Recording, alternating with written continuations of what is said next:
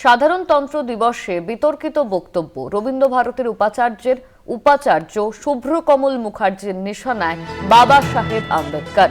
আম্বেদকর যে সংবিধান রচনা করেছে তা সবটাই মিথ্যে। সংবিধান রচনায় আম্বেদকরের কোনো ভূমিকা নেই। সংবিধান রচনায় আম্বেদকরের কোনো ভূমিকা নেই। উপাচার্য শুভ্রকমল মুখার্জির নিশানায় এবার আম্বেদকর যে সংবিধান রচনা করেছে তা সবটাই মিথ্যে। সংবিধান রচনায় আম্বেদকরের কোনো ভূমিকা নেই। রবীন্দ্র ভারতের উপাচার্য শুভ্রকমল মুখার্জির নিশানায় বাবা সাহেব আম্বেদকর। সাধারণতন্ত্র দিবসে বিতর্কিত মন্তব্য রবীন্দ্র ভারতের উপাচার্য শুভ্রকমল মুখার্জির। শুভঙ্কর মণ্ডল আমাদের সঙ্গে ফোন লাইনে রয়েছেন, আমাদের প্রতিনিধি। শুভঙ্কর, শুভ্রকমল মুখার্জির কেন এই বক্তব্য? দেখো, তোমায় জানিয়ে রাখি যে শুভ্রকমল মুখোপাধ্যায় তিনি রবীন্দ্র ভারতী বিশ্ববিদ্যালয়ের অস্থায়ী উপাচার্য এবং বলা যেতে পারে যে আচার্য তথা রাজ্যপাল সিভি আনন্দ বোসের দাক্ষিণ্যে তিনি কিন্তু রবীন্দ্র ভারতী বিশ্ববিদ্যালয়ের অস্থায়ী উপাচার্য হয়েছিলেন।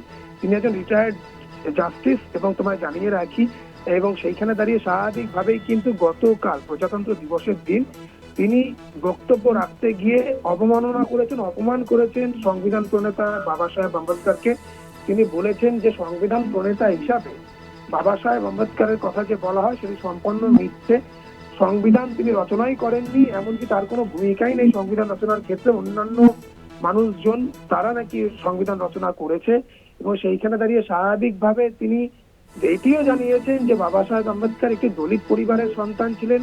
তাকে অন্য একটি উচ্চ বর্ণের পরিবার তারা অ্যাডপ্ট করে, অর্থাৎ তাকে দত্তক নেয়, এবং দত্তক নিয়ে তাকে তাদের পদবি দিয়েছিল। তাদের পদবি দেওয়াতে তারপর বাবা সাহেব আম্বেদকর কিন্তু সমাজের সম্মানিত বা বলা যেতে পারে সমাজের উচ্চ বর্ণে তিনি এসেছিলেন বলে এরকম বিতর্কিত মন্তব্য তিনি করেছেন। স্বাভাবিকভাবেই কিন্তু একজন উপাচার্য হয়ে কিভাবে এই বক্তব্য রাখলেন তিনি, এটি নিয়েই কিন্তু রীতিমতো বিশ্ববিদ্যালয়ের অন্দরে শুধু না বাইরেও বিতর্ক তৈরি হয়েছে।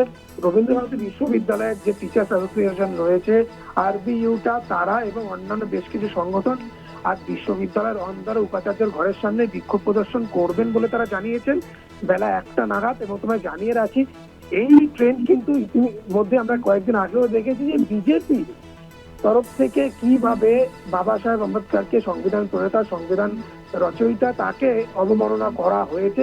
এবং তারই কিন্তু একটা প্রতিফলন দেখা গেল যে আচার্য তথা রাজ্যপাল, আমরা জানি যে তাকে কে নিয়োগ দিয়েছে, কোন সরকার দলের হয়ে তিনি কাজ করেন, স্বাভাবিকভাবে সেই নিয়েও বড় প্রশ্ন রয়েছে। তারই নিয়োগ করা অস্থায়ী উপাচার্য তিনি গতকাল প্রজাতন্ত্র দিবসে যে বক্তব্য রেখেছেন বাবা সাহেব আম্বেদকরকে ঘিরে, সেদিনে কিন্তু রীতিমতো বিতর্কের ঝড় উঠেছে।